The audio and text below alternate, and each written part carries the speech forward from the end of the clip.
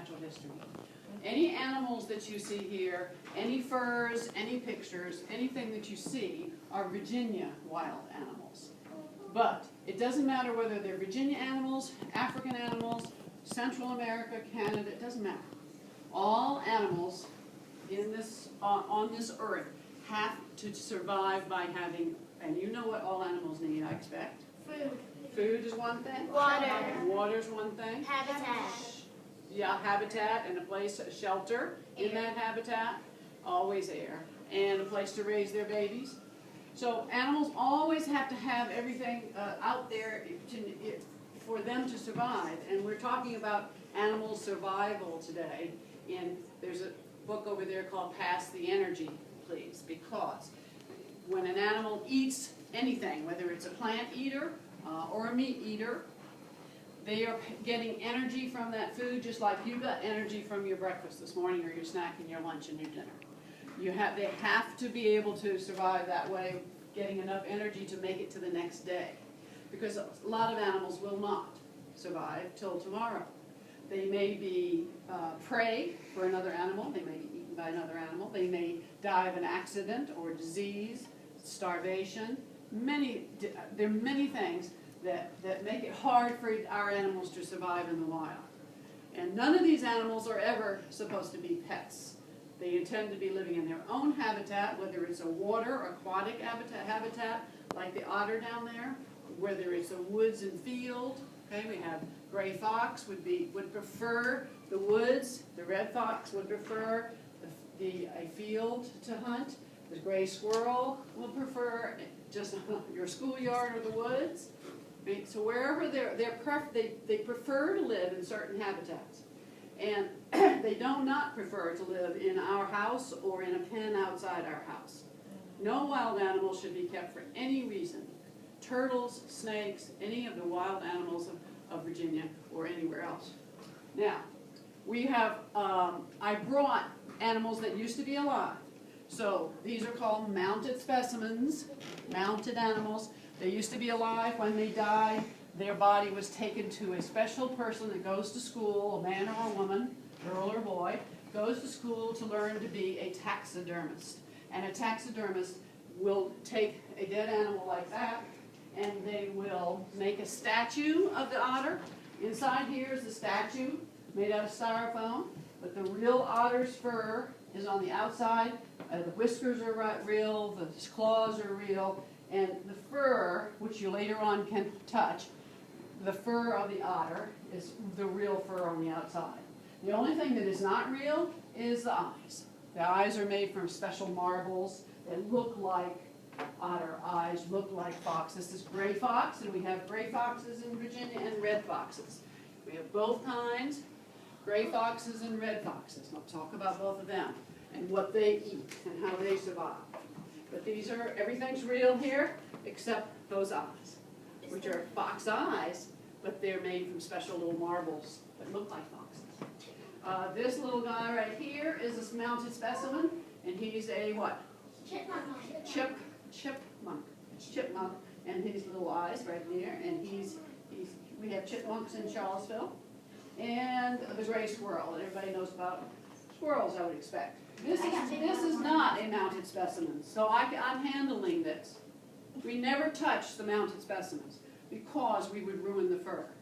The fur, the oil and soap on our hands, if we just pat this, 100 people, 30 people patting it's going to ruin the fur.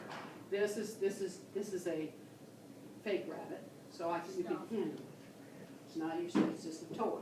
But it looks like a real rabbit. And the fur is real rabbit fur, but this is not a mountain. Okay? Now, when we're talking about these animals, some of them only eat plants. Some of you, if you're a vegetarian, a vegetarian doesn't like to eat meat. So a vegetarian would be an herbivore, a plant eater, like these guys. We also have some animal, and all of these, and I'll talk about them.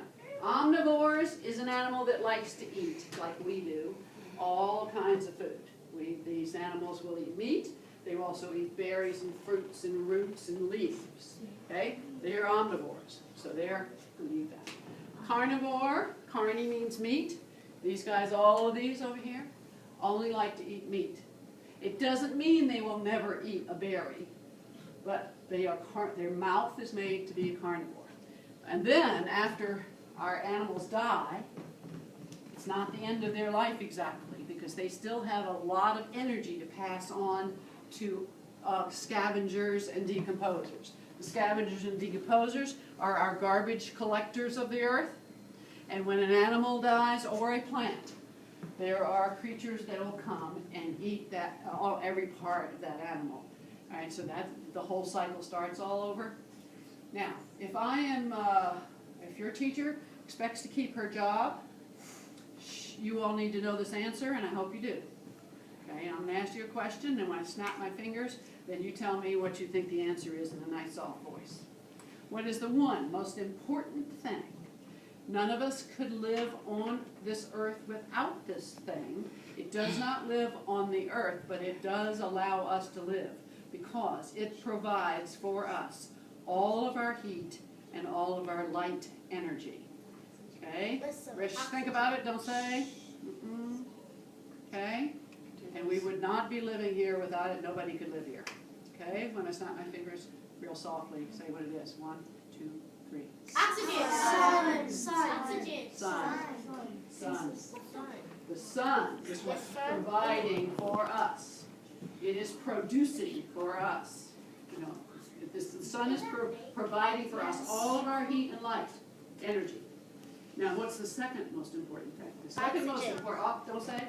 Second most important thing does live on the earth, and none of these animals can live without it.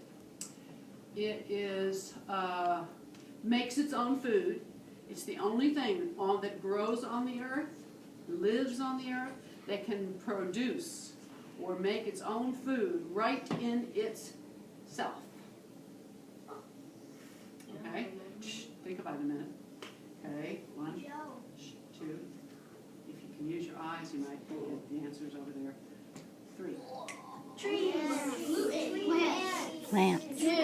Plants. Trees are plants. All plants. Okay. Plants. Producers. Eyes here.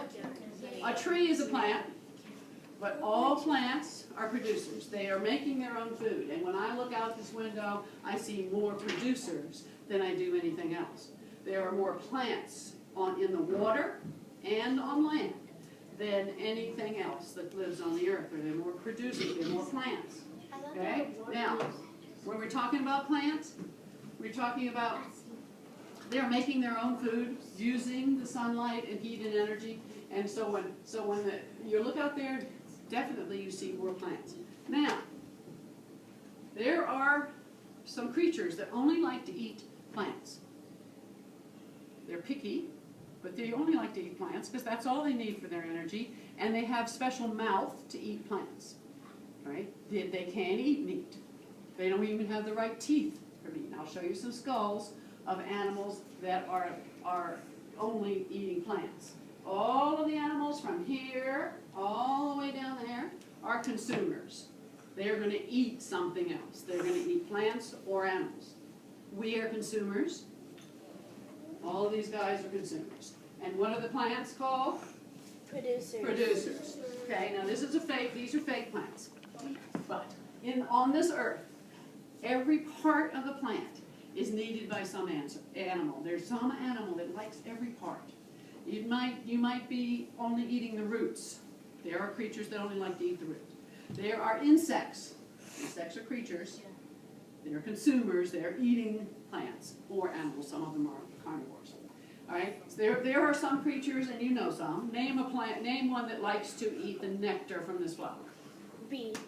Bees and all kinds of pollinators. Okay. What else likes to eat nectar besides an insect? I'm not thinking of insects anymore. There are lots of hummingbirds come along and they eat the nectar. Okay.